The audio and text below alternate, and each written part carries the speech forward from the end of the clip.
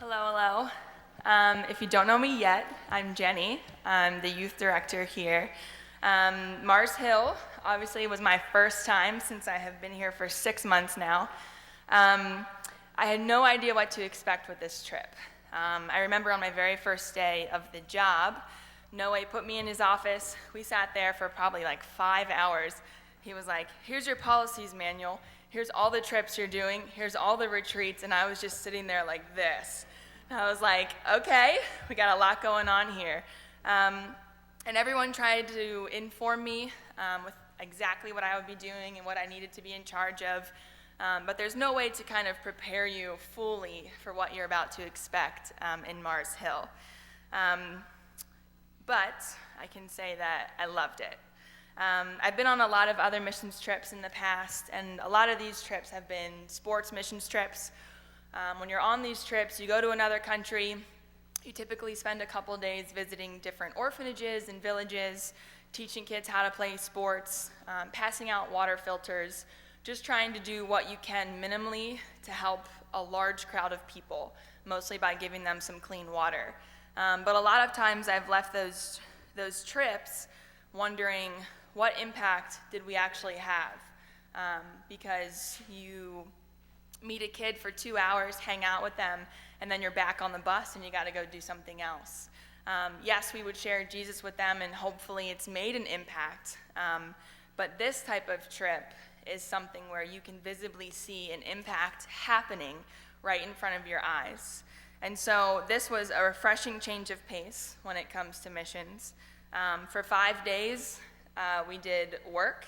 We traveled in our groups. We went to these homes. We interacted with the homeowners.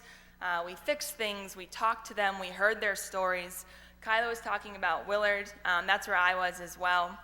And he was a very quiet man, but he was willing to open up. He told us his story, some of his background, told us as to why his home was the way it was, and he had some physical and mental disabilities as well. And just being able to interact with him and talk to him and love on him and give him our extra lunch if we had it was just really cool to sit there every day and get to know him a little more and see an impact we were having. I believe that aside from the physical aspects of bringing change, fixing their homes, we were able to build relationships and invest in those people of Appalachia in ways that they'll never forget, but also all of us in Lancaster will never forget. I've heard testimonies of congregants who've been on this trip, and they get to go back and re-see the people and re-talk to the people that they've helped before, and those relationships are still there. And I think that's incredible. And then you kind of get to check in on them and see how they're doing, rather than going to another country and never seeing these people again. So to me, the world revolves around relationship. God gave Adam and Eve because man wasn't supposed to live alone. We were formed to live in relationship with others, to love others, to show each other grace and mercy. And we're supposed to help others understand how we are all created and seen as equals in the eyes of God. And I believe we were able to do that more this week. Watching the other 38 people of Highland come together and give everything they had was absolutely incredible. Their love, their time, their vacation days, their talents, their sweat, some blood. Saw some blood, but everybody's all right. And it was awesome being able to learn from those who have been there, learn new skills, learn things about this church, learn things about each other. The last few months for me, I've been in a huge transition, going from somewhere that I lived for 25 years and coming here and not knowing a lot of people. There are some Sundays where I'm still just trying to feel like I have my niche here and where I belong. But this week allowed time for me to, one, get to know some of my youth some more, and they are incredible. In youth group, they don't talk. They're pretty shy, and they did not stop talking this entire trip. I was in tears on the van ride home, and they are hilarious. So I love getting to know them. Their parents are awesome. Grandparents, just people of this church are amazing, and I'm so thankful that I'm leaving here with 38 closer friends and a place that I now can feel like is a home, and I have a new family. So thank you for bringing me in, team. I didn't know what I was doing, but they taught me and they showed me, and this trip was incredible. So if you've never been a part of the Mars Hill trip, I would just say prayerfully consider coming next year. God was at work in the mountains of Mars Hill, and he's going to continue being at work there, and it would be amazing to have some new faces coming with us next year to experience what we all did last week. Thank you.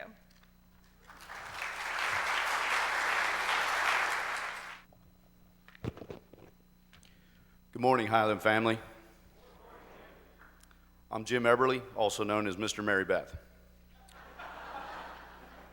First, I would like to thank everyone who donated, went to the yard sale, donated to Bob Kutz's birthday party, donated to the alternate giving, went to Isaac's on the fundraising night, or contributed in any other way. My testimony is meant to have some humor in it. I hope that's okay in the sanctuary. Have any of you ever heard of Jeff Foxworthy? Anybody? Okay. Well, if you haven't, he has a comedy routine centered around the phrase, "You might be a redneck." Well, my phrase is, "You might should come to Mars Hill." And you're invited to say it with me. If you want your young children to get exposed to mission work and participate in wonderful activities organized by Lori while you get to do mission work, you might should come to Mars Hill. If you want to see your youth age kids do things they've never done before and be even more proud of them, you might should come to Mars Hill. If you're grandparent age and you'd like to get to know and make a difference in our youth's lives, our Highlands brothers and sisters' lives, our North Carolina brothers and sisters' lives, or your own lives, you might should come to Mars Hill. If you want to get to know your fellow Highland parishioners better, you might should come to Mars Hill. If you want to change the lives of our brothers and sisters in North Carolina and get more out than what you put in, you might should come to Mars Hill. And lastly, as Chris McKim was told, if you want to change your life, you might should come to Mars Hill. I've heard rumor that one of the reasons our parishioners are hesitant to come is that it's the same people that always go and that it's a clique. Well, I will tell you, the first time my family went was just 2 years ago, and we've never been more welcomed. My first year, Bob Kutz heard that I had a hammer, and he asked me to be a site leader. I was happy and apprehensive to do it. And as Chris says, it changed my life. So the clique reputation is completely false, and I think you heard the other testimonies begging people to come. It's an open invitation. It's not a clique, it's a brother and sisterhood, and everyone is more than welcome. My son invited one of his best buddies, Will Griner, who's over there. Raise your hand. He's a Catholic, but he's okay. So, Will went on, it was his first time. I think it was about Wednesday or Thursday when he came to me, and he was on my site, so I wrote him hard. And he goes, "This is great. All the people are so nice. I'm definitely coming back next year." So that's what a first-year person did. So very open and welcoming. For me, this trip has become my family's vacation. My kids are getting older and they work in college and stuff like that, so we don't get together all the time. But they make time out of their busy schedules to go on this trip. This is our family vacation. And I've seen us become closer to each other, closer to the church for sure, closer to our fellow parishioners, and closer to God. It's hard to put into words, but the feelings you have at the end of the week when you've completed more than you ever thought you could, and you've loved your neighbor, they're irreplaceable. So more families, more children, more everybody are welcome and needed. Please consider coming next year, and if you have any questions, feel free to contact me. Also, we had some confusion, so we typically all make our own way down. However, there are always open seats. So if you are called to come, if you feel you want to come, and I don't want anybody driving by themselves all the way down. It's a long way down and a long way back. But we can make sure, I guarantee you, we will get rides if you're so called.